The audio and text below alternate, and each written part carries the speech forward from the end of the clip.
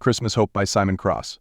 Frost traced delicate patterns across the window pane as Clara Whittaker pressed her forehead against the cold glass. Outside, snow drifted between the gas lamps of Millhaven's Elm Street, their warm glow creating halos in the gathering dusk.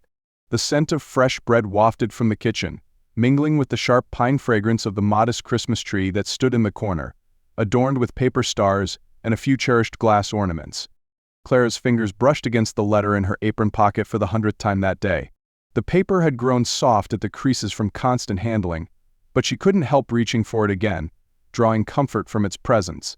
3 weeks had passed since the letter's arrival, yet each word remained etched in her mind. "Mind the bread doesn't burn, Clara," her mother called from the next room. "We can't afford to waste a loaf, especially not on Christmas Eve." Clara startled and hurried to the wood stove, her worn boots clicking against the floorboards. She pulled open the heavy iron door, and the heat rushed out to meet her face. The loaf had browned perfectly, and she carefully extracted it with a cloth-wrapped hand. As she set the bread on the cooling rack, her mother appeared in the doorway, arms full of fabric.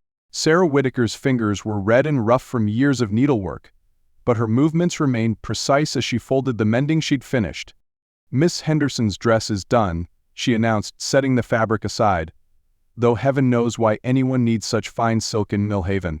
She paused, studying Clara's face. "You're thinking about that letter again, aren't you?" Clara smoothed her apron, avoiding her mother's knowing gaze. "I'm just worried about the weather. The roads from Boston might be difficult to travel." Her mother's tone carried a hint of amusement. "And I suppose that's why you've pressed your best dress twice today?" Heat crept into Clara's cheeks. The blue wool dress hung by the fire, its worn edges carefully mended. 3 years ago, Henry had commented that the color matched her eyes. She wondered if he'd remember that conversation. "Henry's different now, Mother," Clara said softly, voicing the fear that had gnawed at her for weeks. "He's been in Boston for 2 years, working for Mr. Bradford. He probably attends fancy parties and meets elegant ladies who know which fork to use at dinner." Sarah crossed the room and touched Clara's cheek gently. "And yet his letter came to our door, not theirs." She smiled. "Now help me gather the quilts for the church service. The temperature's dropping fast." Clara climbed the narrow stairs to the storage chest, her mother's words echoing in her mind. The wooden steps creaked familiar patterns beneath her feet. 2 steps up. Skip the 3rd that always groaned. 4 more to the landing. At the window, she paused. A tall figure in a dark coat was making his way down the snowy street, his stride purposeful despite the weather. Her heart leaped, then steadied. She'd mistaken other travelers for Henry before, during the long months of waiting. Still, she found herself lingering at the window, watching until the figure disappeared around the corner toward the church. The walk to the church took longer than usual that evening, as Clara and her mother picked their way carefully across the icy cobblestones. Their breath formed clouds in the frigid air, and Clara clutched the quilts closer, grateful for their warmth. The church windows glowed invitingly, and the sound of voices and laughter spilled out into the night. Inside, families filled the pews, their faces ruddy from the cold. Children fidgeted in their Sunday best, while parents exchanged quiet greetings. Clara helped her mother distribute the quilts among the elderly parishioners before taking their usual place near the back of the church. The first notes of "O Come, All Ye Faithful" had barely begun when Clara felt it, that peculiar sensation of being watched. She turned slightly, and her breath caught in her throat. There, just inside the church door, stood Henry. The years in Boston had changed him, but not in the way she'd feared. His shoulders were broader beneath his fine wool coat, and his face had lost some of its boyish roundness.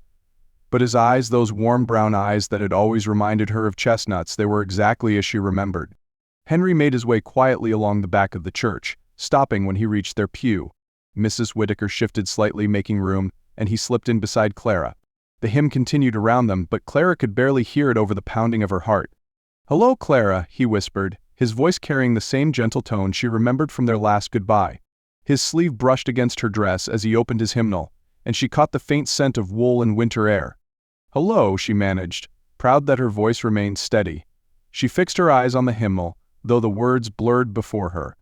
As the congregation sang, Henry's voice joined in, and memories flooded back, summer evenings when he'd helped repair the fence behind her house, humming as he worked. Harvest festivals where they'd joined in the dancing, his voice carrying the tune while she laughed at his enthusiastic if imperfect steps.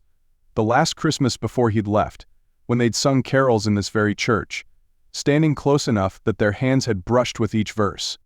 The service seemed to pass in a blur of candlelight and familiar carols. When it ended, people began gathering their things, exchanging Christmas wishes and plans for tomorrow's festivities. Clara's fingers fumbled with her shawl, suddenly unsure. What if Henry had only sat with them out of politeness? What if? Would you walk with me? Henry's question was soft, meant for her alone. That is, if your mother wouldn't mind. Sarah Whitaker's eyes twinkled as she adjusted her own shawl. Just mind you don't stay out too late. It's Christmas Eve, after all. The night air was sharp with cold as they stepped outside, but Clara barely noticed.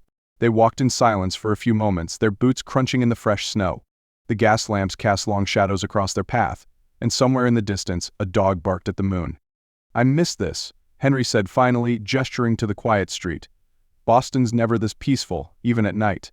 Do you like it there? Clara asked, trying to keep her tone light. Your letters made it sound exciting. Henry was quiet for a moment, considering. It's different, he said slowly. There's always something happening, ships coming in, deals being made, new inventions being discussed. Mr. Bradford's been kind, teaching me the business. He paused, then added softly. But it's never felt like home. They'd reached the town square, where the Christmas market would be held tomorrow. Empty stalls stood in neat rows, dusted with snow. Henry stopped walking and turned to face her. Clara, he broke off, seeming to struggle with his words. I've thought about what to say to you every day for 2 years, and now that I'm here, nothing seems right. Then perhaps you should say what's in your heart, rather than what you've rehearsed, Clara suggested gently. A smile tugged at the corner of his mouth. Always practical, aren't you? That's one of the things I've missed most. He took a deep breath. The truth is, I went to Boston because I wanted to make something of myself, to be worthy of. He gestured vaguely between them. But every success felt hollow because you weren't there to share it. Clara's heart thundered in her chest. Henry, please, let me finish. He reached for her hand, and she felt the warmth of his fingers even through their gloves. I'm not asking for anything right now. I know I've been gone a long time and things change. But I've been offered a position to open a branch of Mr. Bradford's business here in Millhaven. If I accept, I'll be moving back permanently after the new year. His eyes searched her face. Before I give him my answer, I needed to know if there might still be a chance for us. Clara looked down at their joined hands, then back up at his face. The hopeful uncertainty in his expression made him look more like the boy she'd known than the Boston businessman he'd become. There's something you should know, she said slowly. Henry's hand tightened slightly on hers. I never stopped hoping you'd come home. The smile that broke across his face was brighter than any gas lamp. He pulled her closer, wrapping his arms around her in a careful embrace. Clara leaned into him, breathing in the familiar scent of wool and pine and simply Henry. Merry Christmas, Clara, he whispered against her hair. Above them, the church bells began to ring, their joyful pealing echoing across the snow-covered town. But Clara barely heard them, too caught up in the miracle of this moment. Of Henry's arms around her, of the promise of tomorrow and all the days to follow. For in Millhaven on this Christmas Eve, among the gas lamps and gentle snowfall, 2 hearts that had never truly parted found their way home at last.